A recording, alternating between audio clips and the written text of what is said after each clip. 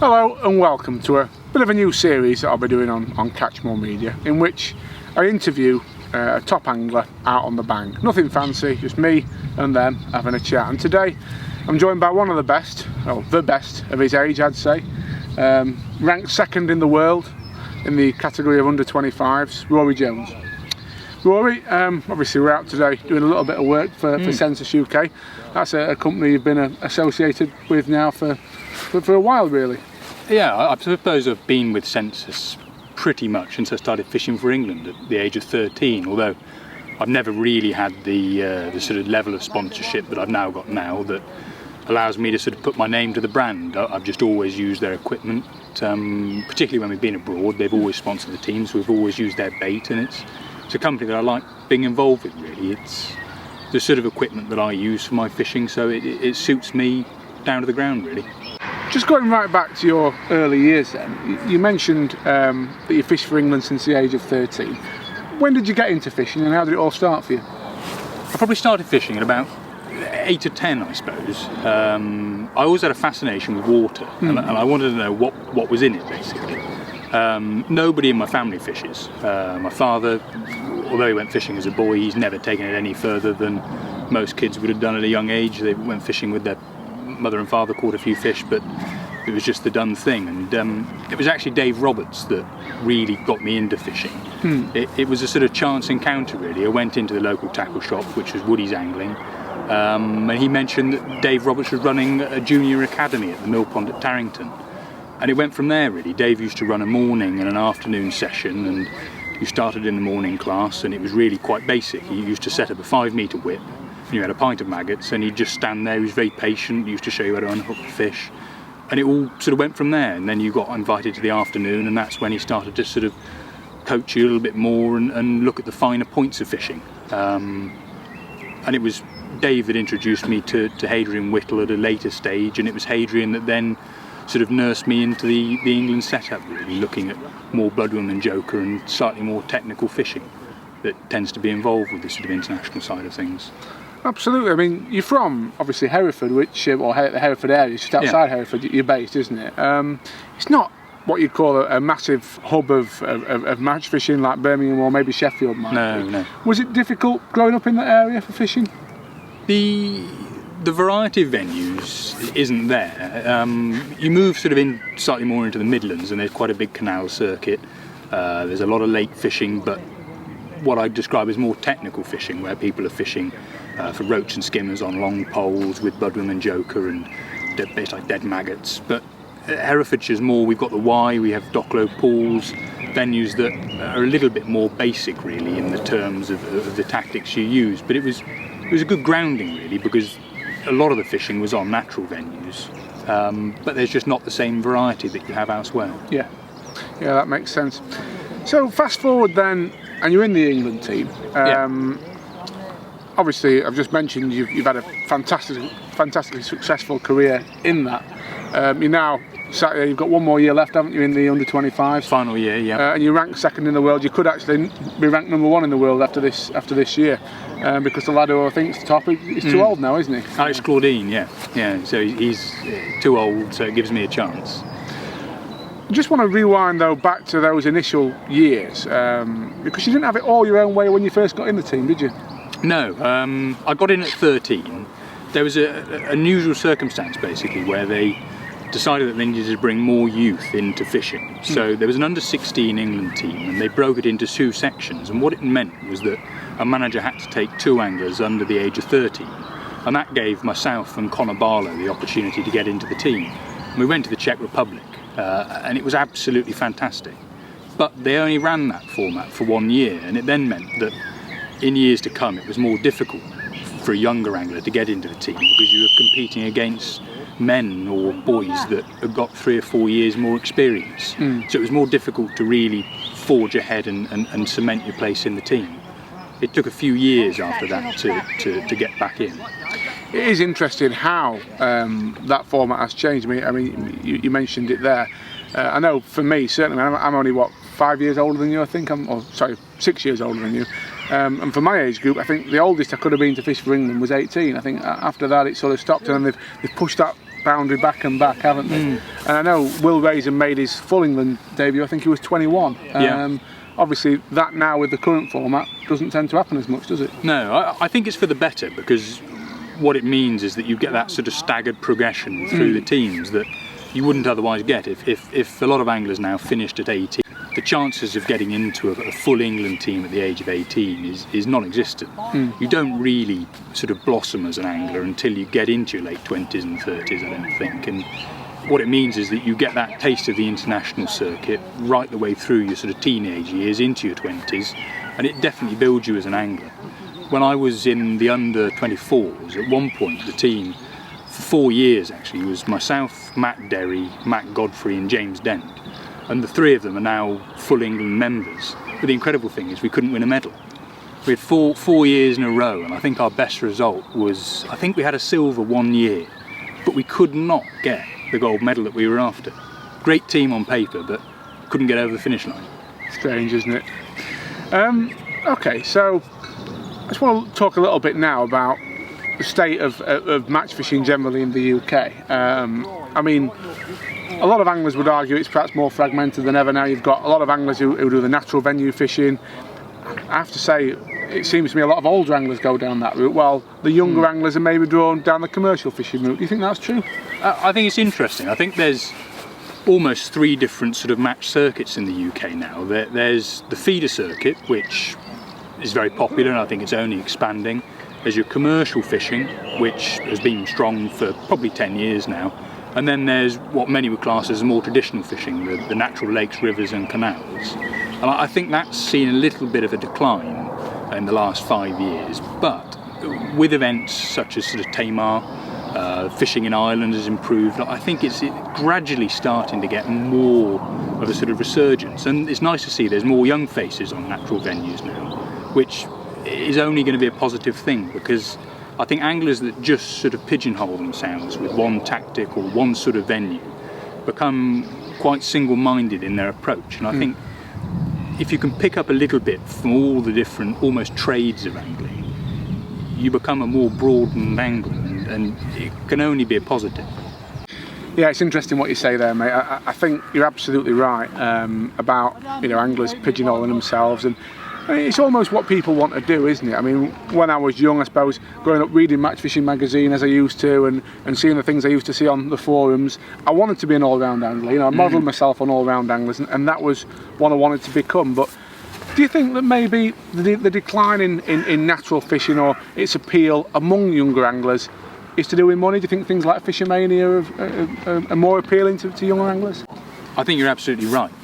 I think part of what's led to the decline in natural fishing is the lack of big money matches. There's only really the Riverfest that offers anglers that opportunity to fish for a big pot of money, whereas commercial fishing now, there are matches up and down the country almost every month that allow anglers to fish for tens of thousands of pounds, and it's no wonder that these matches are blossoming and the natural side of things has started to slope off.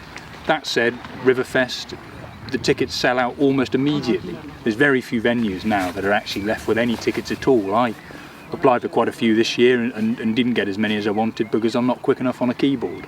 And that shows you just how popular these matches can be when there's a big pot of money at the end of it.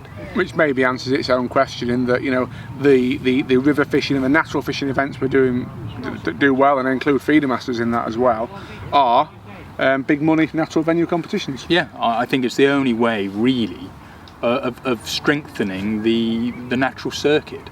There's not the sort of glory now, I don't think, in trying to promote the England team, in pushing anglers into the England setup, because a lot of anglers just see the simple fact that there's no money associated with fishing for England, and it costs a small fortune to try and compete at that level.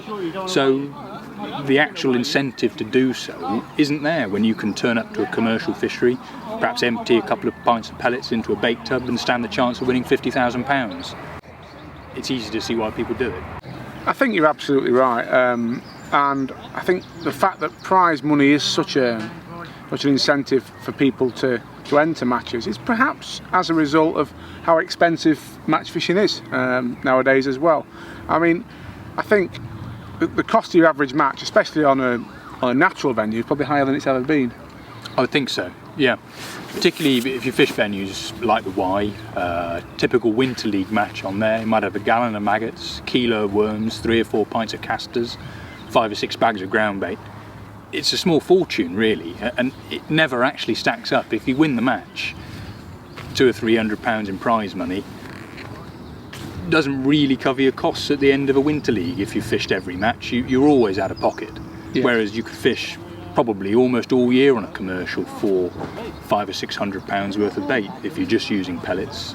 They're a cheap alternative really in match fishing these days. Absolutely, yeah. Maybe even less than that. It's true. But I mean, to move on to the positives, I mean, as much as we see the problems with international fishing, natural venue fishing, I think it has to be said that there can't be any greater feeling, Rory, than being up there on the podium for your country, picking a medal up, can there? No. It is, for me, it's the pinnacle of fishing. It's what I work towards all year. There's not many matches that really get my sort of juices flowing like the World Championships. Yeah. It's a really special occasion. And what I also like about it is that you see all these different nations and look at their tackle and the way they approach the matches, and every time I go I'm amazed by how much they advance in what they do and how much more competitive they're getting, and it's that really keeps me going to try and improve and as a team really to make sure that we're better every year and that we've got a better chance of winning a medal. So 12 years fishing for England, what's your best moment? What was your proudest and most enjoyable moment in that time? I think we won a gold medal in Carouge in Portugal, and the fishing was difficult. It was fixed waggler for barbel, a long range. So you're fishing 60 metres on these big fixed wagglers, 30 and 40 gram wagglers, and you had to cast them out and twitch the bait back, and these barbel would actually rip the rod off the rest, and if they didn't do it, you wouldn't hook the fish. You could never strike at a bite. But part of the match was also fishing for carassios on the pole. So you had to be almost 2 different matches within one length. And we drew quite well, but it was difficult to beat the local teams, and it was nearly 50 degrees. And as a team we came back with a gold, and for me that really was the best moment in my angling career, because we'd worked so hard over the course of a week. We never really expected to beat the local teams, and we did. And I think everybody in the team was delighted with the result. It was just a fantastic week. So obviously this is your last year for the under-25s, and then it's have a go for the senior team. Are you excited about that?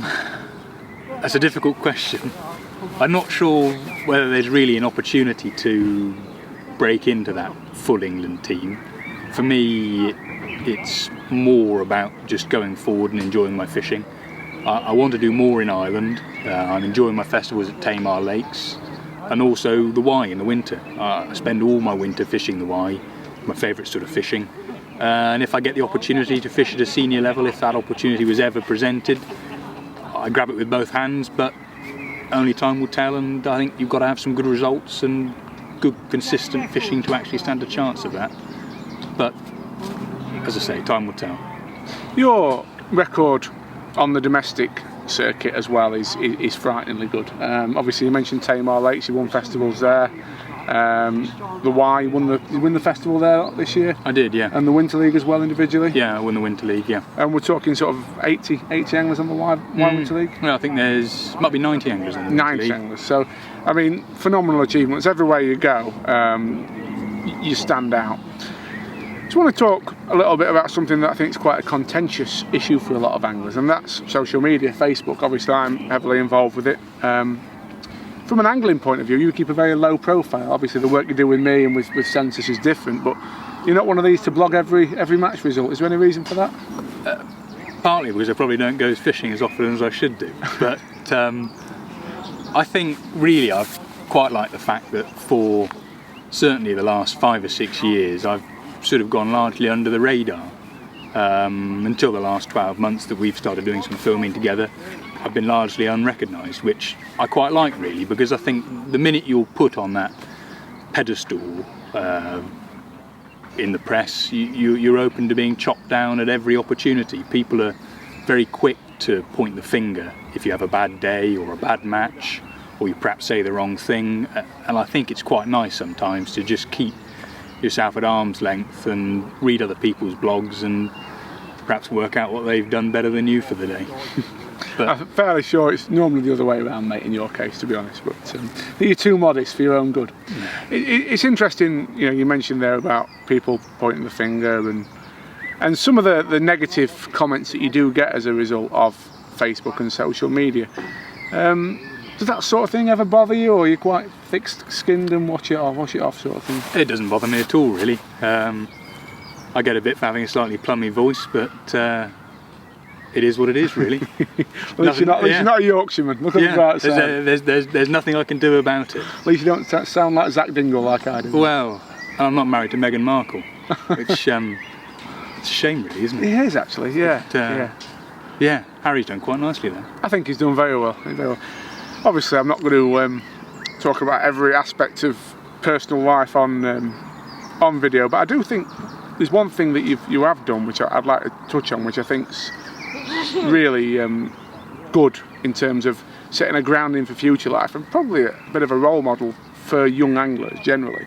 You took a little bit of a back seat from fishing for a couple of years, didn't you, and set yourself up very well career-wise. Is that a move that you'd pay off? Is that something that you recommend other people to do? I think everybody's life's different. My view was that if I didn't set a little bit of a bedrock in my early years and forge a bit of a career, then the opportunity may not be there in later life, whereas fishing will always be there. You can always go to a match, you can always look to progress your angling career right the way through your life.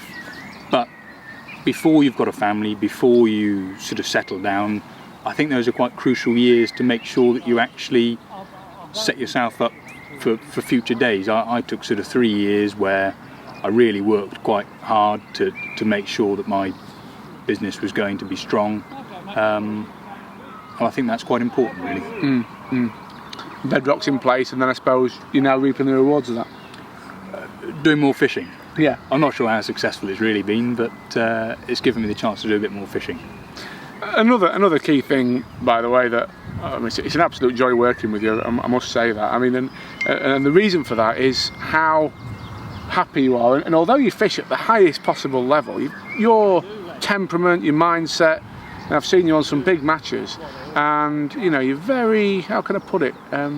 Not laid back. Laid back's the wrong word because you're serious about your fishing, but you approach it with a very calm mindset. Well, I think at the end of the day, it's only fishing, and if you have a bad day, there's always tomorrow. I just absolutely love my fishing. I get the same buzz if I'm fishing a 10 peg match, a 100 peg match, whether it's for 50p or £50,000. It doesn't bother me. I do quite a lot of pleasure fishing as well. I'll go out and stalk carp or something like that. In the summer, a lot of barbel fishing.